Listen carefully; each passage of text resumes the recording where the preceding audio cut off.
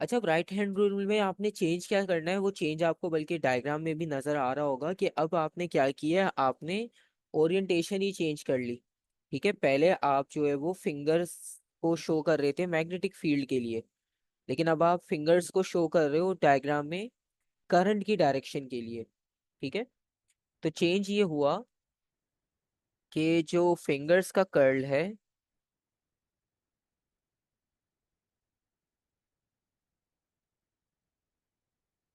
वो रिप्रेजेंट कर रही है करंट को, क्योंकि कर्ल फिंगर तो करंट की डायरेक्शन बता सकती है ना, क्योंकि वो खुद कर्ल है फिंगर्स, जिसका मतलब है वो रोटेशन दिखा सकती है। अब आप देखो जहां जहां करंट जा रहा था उसी की डायरेक्शन में फिंगर्स हैं, ऐसे ही है, करंट की डायरेक्शन आइडेंटिफाई हो रही है इससे। ठीक है,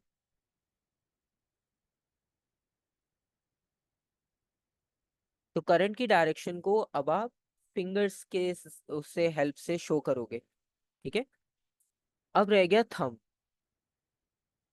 अब जो थंब है, क्योंकि थंब एक ही है, अब वो एक ही डायरेक्शन बता पाएगा, क्योंकि रिस्ट्रिक्शन है, वो इससे ज्यादा कुछ शो कर नहीं सकता। थंब रिप्रेजेंट करेगा आपका नॉर्थ पोल। ठीक है, और हमें ये चीज अभी हमने पढ़ी थी कि अगर हमें नॉर्थ पोल का पता हो तो आप साउथ भी आइडेंटिफाई कर लोगे, साउथ बिल्कुल उसके ऑपोजिट होगा। ठीक है, तो नॉर्थ का पता चलना जरूरी है, क्योंकि मैग्नेटिक फील्ड फ्लो करती है फ्रॉम नॉर्थ टू साउथ। ठीक है, जिस तरह पॉजिटिव से नेगेटिव होता है, इसी तरह नॉर्थ से साउथ होता है। तो अगर आपको नॉर्थ का पता चल जाए तो आपको साउथ का भी पता चल जाएगा। ठीक है, तो इसी तरह से थंब को हम नॉर्थ के लिए यूज कर रहे हैं, तो नॉर्थ पता चल जाएगा, यानी नॉर्थ लेफ्ट पर है ना, राइट पे साउथ होगा, लिखा हुआ भी है डायग्राम में। ठीक है, आपको आइडेंटिफाई करना आसान हो गया। तो अब राइट हैंड को थोड़ा सा चेंज किया हमने। ठीक है, मतलब उनकी जो आइडेंटिफिकेशंस थी उनको चेंज कर दिया। ठीक है, अब वो जैसे चेंज हो गई तो उससे आपकी ओरिएंटेशन भी क्लियर हो गई, आपको जो है वो बताने में आसान हो गया कि आप ये कॉन्सेप्ट कैसे बता सकते हो। ठीक है, इसमें कोई क्वेश्चन?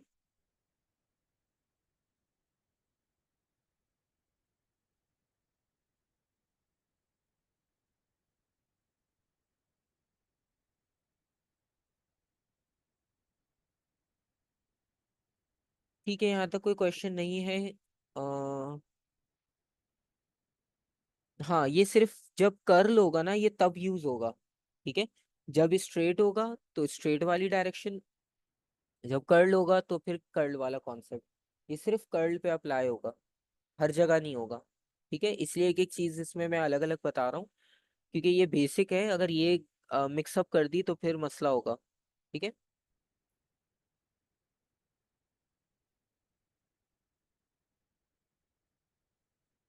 अच्छा अब आते हैं एक और कॉन्सेप्ट पे। ठीक है, डायग्राम 1 और 2 की हमने डिस्कशन कर ली कि डायग्राम 1 और 2 में आपको क्या बताया गया है।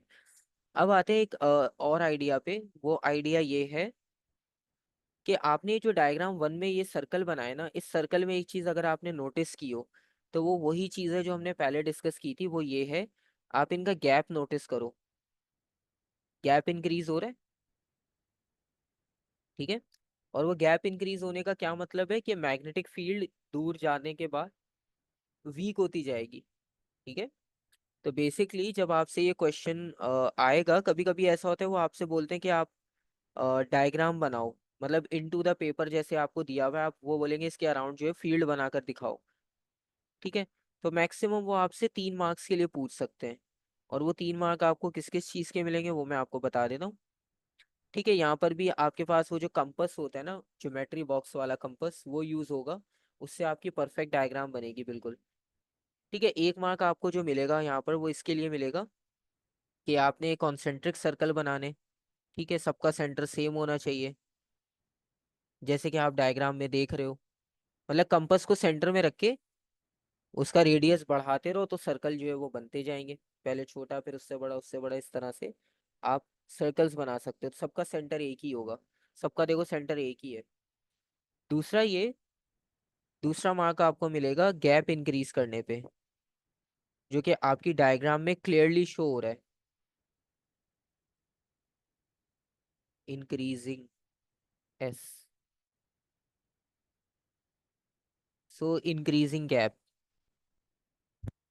गैप को आपने इंक्रीज करना है, उससे आपकी एक और मार्क आपको मिल जाएगा।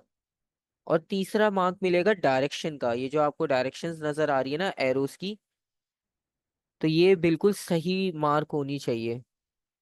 ठीक है, करेक्ट डायरेक्शन होनी चाहिए।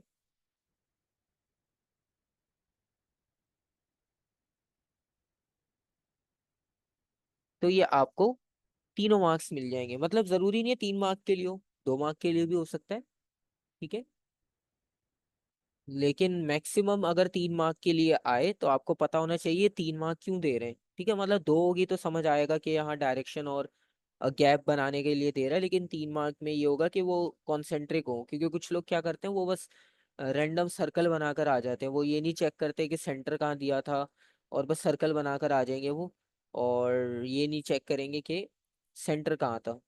ठीक है, तो उसमें फिर 1 मार्क डिडक्ट होता है। और ये हो गया आपके पास इस स्लाइड का तीसरा आइडिया। ठीक है, इसमें कोई क्वेश्चन हो, कोई कंफ्यूजन हो आपको?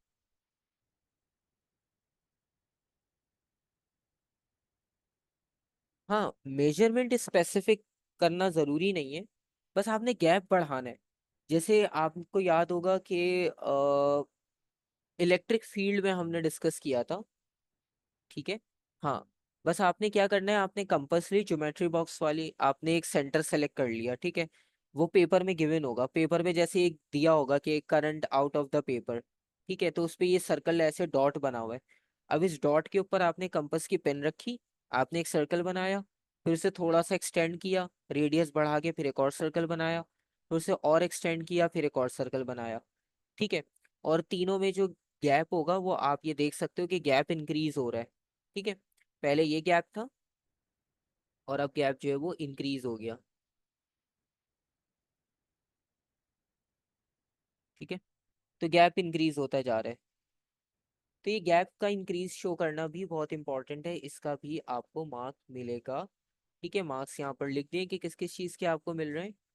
और डायरेक्शंस आपने देख लिए हैं कि कौन सी डायरेक्शन कैसे रिप्रेजेंट की जाती है।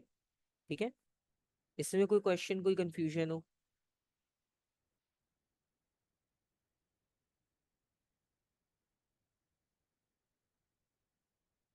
ठीक है, अच्छा, अब यहाँ तक तो आप सिंगल वायर पे जो है वो काम कर रहे थे। ठीक है, सब जगह सिंगल सिंगल थी, मतलब कोई एक करंट की बात हो रही थी, ये नहीं कि मिक्स दो करंट्स की बात हो रही हो।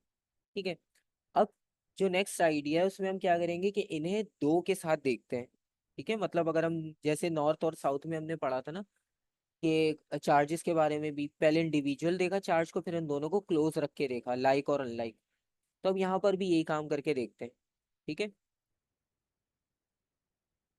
हाँ, ये डायग्राम मतलब ये कंप्लीट है, वो जो सर्कुलर बनाई हुई है ना यहाँ पे, तो अगर वो ऐसे नहीं गिवन होगी तो वो ऐसे गिवन होगी, मतलब एक हॉलो बना होगा, इसको सोलेनॉइड कहते हैं, इसका नाम सोलेनॉइड यूज होता है। तो जब वो सोलेनॉइड की बात करें तो इसका मतलब है वो इस तरह के सेटअप की बात कर रहे हैं।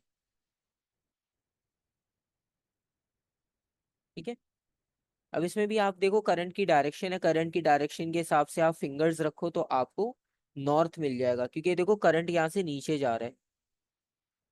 तो आपने फिंगर की ग्रिप जो है ना वो कुछ ऐसी करनी है, मैं आपको दिखा देता हूँ।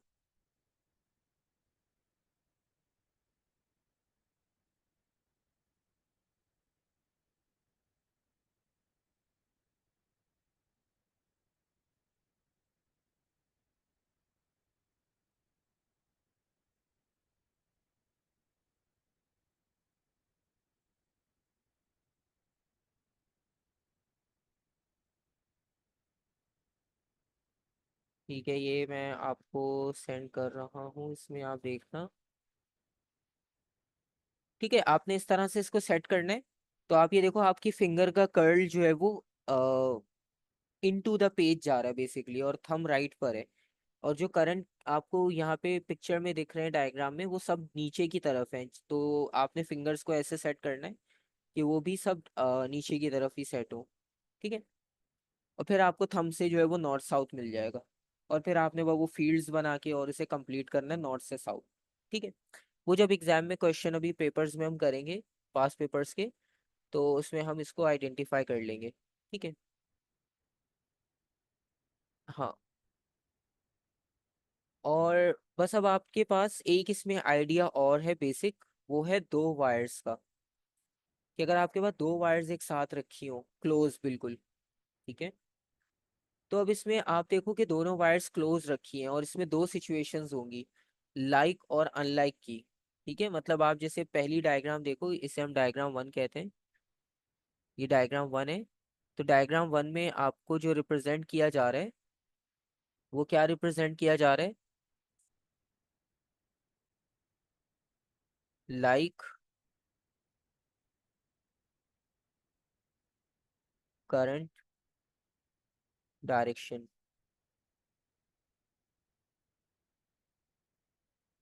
ठीक है। तो यहाँ पे करंट की डायरेक्शन जो है वो सेम है।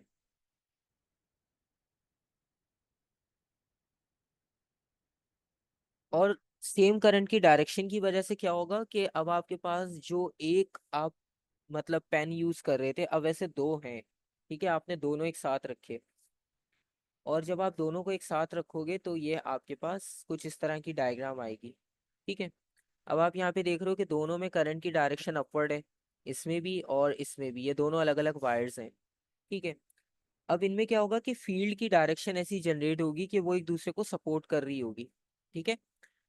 कैसे? अब आप इसमें देखो तीन तरह की ओरिएंटेशन है। पहले सिंगल वायर है, फिर वो दोनों बेंड हो गई एक दूसरे की तरफ। ठीक है। फिर वो सर्कुलर हो गई। ठीक है। अब आप देखो इनको इंडिविजुअल चेक करो। आपने इसको इंडिविजुअल चेक किया कि लेट सपोज अगर ये इनटू द पेपर है, तो दूसरा भी इनटू द पेपर है, तो दोनों सेम सेम हो गए इनटू द पेपर। अब इनटू द पेपर के हिसाब से जो आप ओरिएंटेशन बना रहे हो, तो आप देखो इसकी ओरिएंटेशन राइट से लेफ्ट थी। ठीक है। दूसरे की भी ओरिएंटेशन कैसी होगी? राइट से लेफ्ट। तो अब आप ये देखो एक दूसरे को सपोर्ट कर रहे हैं ये। ठीक है। मतलब एक दूसरे के साथ रोटेशन इनकी मैच हो रही है। तो मैच होने की वजह से क्या होगा कि ये दोनों एक दूसरे की तरफ अट्रैक्ट हो जाएंगे, क्योंकि इनकी रोटेशन जो है वो एक दूसरे को सपोर्ट कर रही है। जिसके रेफरेंस में, जिसके रिजल्ट में आप ये कह सकते हो कि ये दोनों वायर्स जो है वो अट्रैक्ट करेंगे एक दूसरे को। ठीक है। सो जब करंट आपके पास सेम डायरेक्शन में फ्लो कर रहा है, जैसे कि यहाँ पर हमने देखा, so when current flows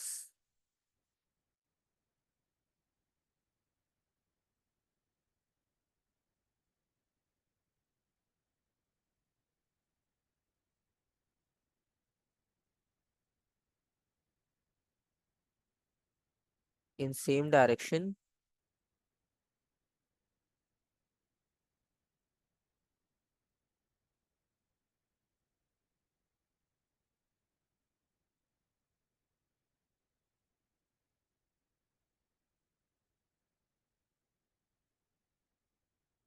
in neighbouring wire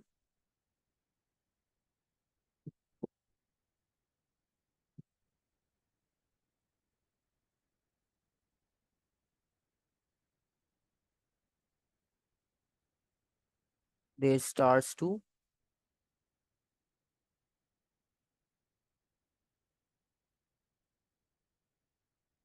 attract each other.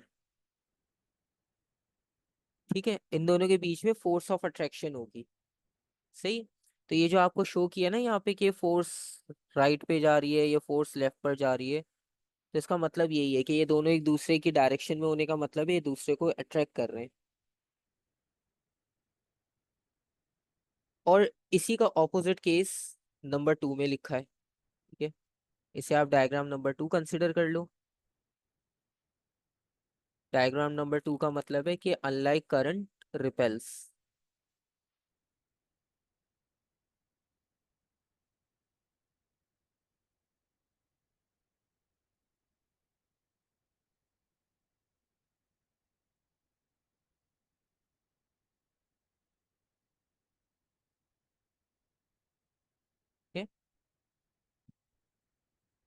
अब अनलाइक करंट रिपेल्स में आप ये देख सकते हो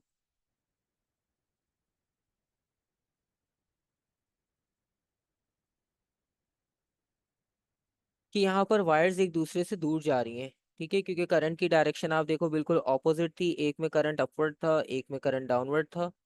तो उसमें क्या हुआ कि एक वायर पे फोर्स लेफ्ट पर अप्लाई हो रही थी, एक वायर पे फोर्स राइट पर। और इनकी आप फील्ड्स भी देखो ना, तो ये एक फील्ड राइट पर जा रही है, एक फील्ड लेफ्ट पर जा रही है। ठीक है, तो ये दोनों एक दूसरे से ऑपोजिट जा रही हैं।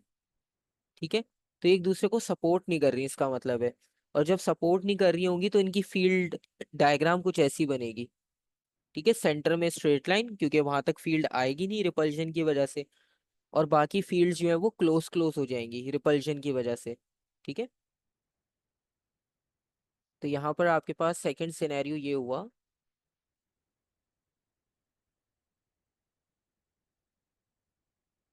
When current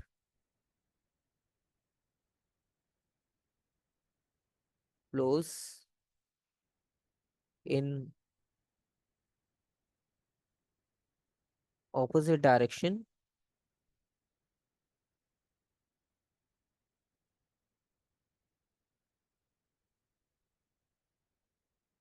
in neighbouring wire.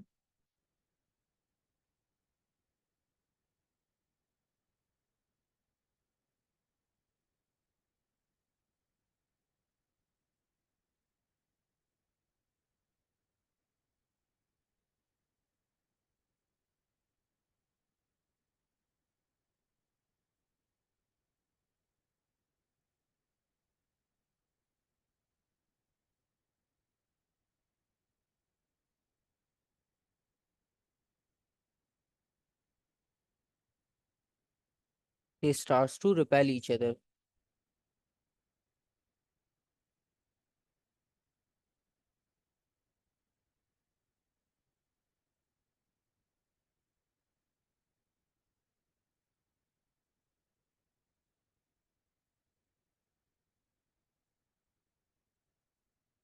ठीक है, यहाँ तक कोई क्वेश्चन?